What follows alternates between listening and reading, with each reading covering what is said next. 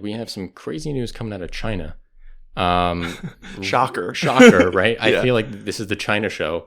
We Yeah. have. Yeah, hopefully. Maybe we should rebrand. Yeah. So we are looking at Chinese exports and how they've changed over the last year. Yeah, some new data just came out on this. And year over year, Chinese exports are down 12.4%. Which is huge. Huge. Not particularly surprising if you've listened to this show at all, as the U.S., who has been China's biggest trading partner, and the West in general have been trying to lower their reliance, and the U.S. has been trying to decouple to a certain extent. Yeah, I mean, this is decoupling in a chart. I think and not only are exports falling, so are imports. So imports have fallen. Oh, you know what? I don't think it's 12.4% year over. No, it is. Okay. Yeah, okay. I think it is. It's 12.4% year over year. Imports are down 6.8% year over year.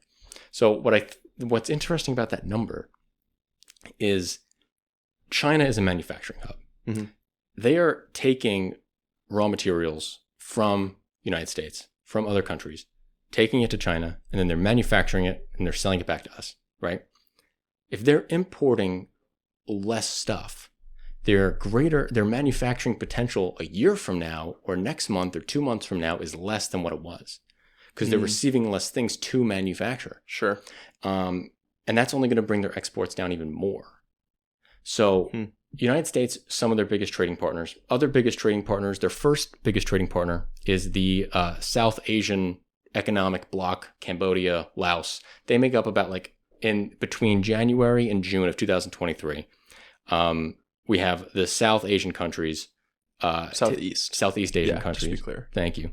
Making up 16% of their exports. Yeah. Then the European Union at 16%. Then the US at 14%. And I feel like that's a big point because the US is 14 alone. We're talking about a conglomeration of Southeast Asian countries and a conglomeration of European countries as only two. And then the US is only 2% less than those massive bodies of countries. And that's insane. Yeah. And then all the way at the bottom, we have Russia at 3%. Yeah. So people are saying oh, maybe China can take all of their stuff that they were selling to America and then sell it to Russia. Well, we're seeing that change. We have a year-on-year change in cumulative exports. In the United States, they're down 12%. In Russia, they're up 92%. Absurd. That's what was so shocking to me. Was almost exciting just because I was we have been talking about these global economic movements for so long on this podcast, and this data is just screaming that we're right. Yeah. Right? It's screaming it. Yeah, it is. It's such an We've been doing this change. for 2 months and we're already experts. We were after our chips discussion, we kind of became experts in semiconductors naturally. Yeah, of course. Of course. And we came across a New York Times article that was massive. It's it's the audio version is 30 minutes long. You know? And we listened to it and it's literally verbatim what we were talking about 2 weeks ago. It's we could have written this thing for the New York Times. And it's so funny because the main not the main contributors to the article, but the people that they got for the interviews that they kept quoting throughout. One was someone who I read 2 articles from on CSIS and got a lot of my info from. One was an author of a book that you were taking a lot of your information from that you had read. And it's we got to the primary sources before the New York Times did. Yeah. This is awesome. It is great. So point is we're right. And so Russia is taking up a lot of more Chinese exports, but they're still only at 3%. They don't have the market. They don't have the consumer demand. Close. And now China is struggling a lot because they lack the internal consumer demand. Mm-hmm. There isn't a consumer demand internally in China to make up for the lack of stuff being sold outside of their country. Yeah. They don't. The consumers don't have the capital. And this is where demographics become a huge part of the picture as well. China probably has the worst demographic picture in the world. Yeah. Russia might be second. Probably. Could be a pretty close second. The problem with having a demographic structure where you're shifted towards the older side of the demographic, right? In China and Russia, they have more people over between 60 and 70-year-olds than you have between 50 and 60, then 40 and 50, and so on and so on and so Nightmare. on. The older people get, the less they consume. Mm-hmm. So you're working with, sure, these are big countries. Russia has over 120 million people. China has 1.4 billion, maybe less based on how much they've been lying about their demographic data.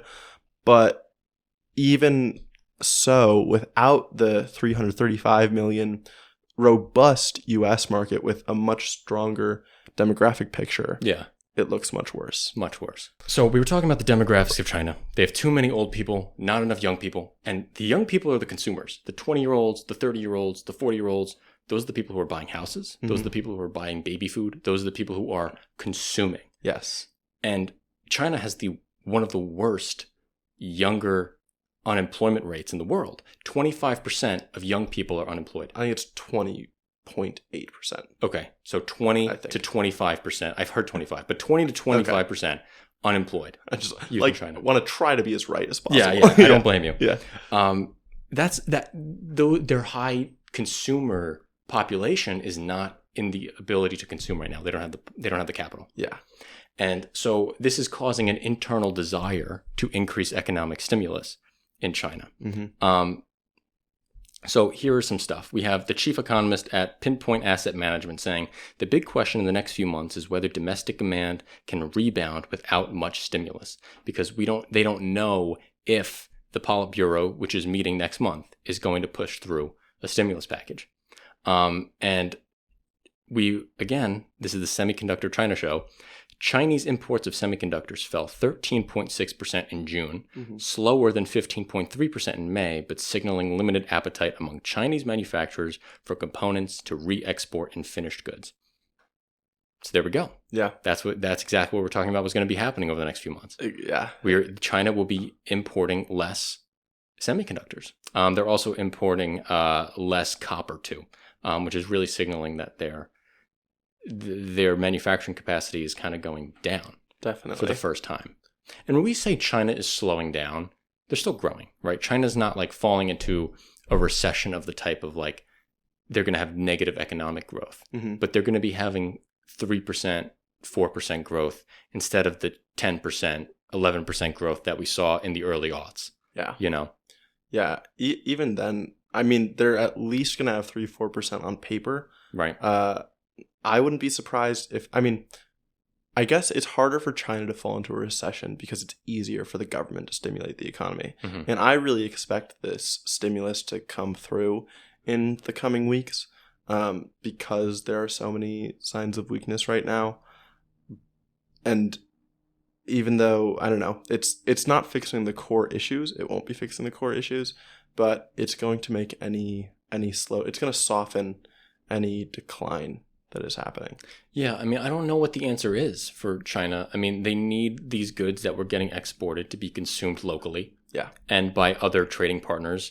Africa was increasing 24% more in the exports, but Africa obviously doesn't have the consuming power the US does. So figuring out who to offload these goods to. I just think they're screwed because it's these goods, but also I think the decrease in foreign investment and American investment is going to be absolutely crippling to them. It's going to make it so that they don't have the capacity to supply the goods the same way either. Right. Without supply or demand, you don't have an economy.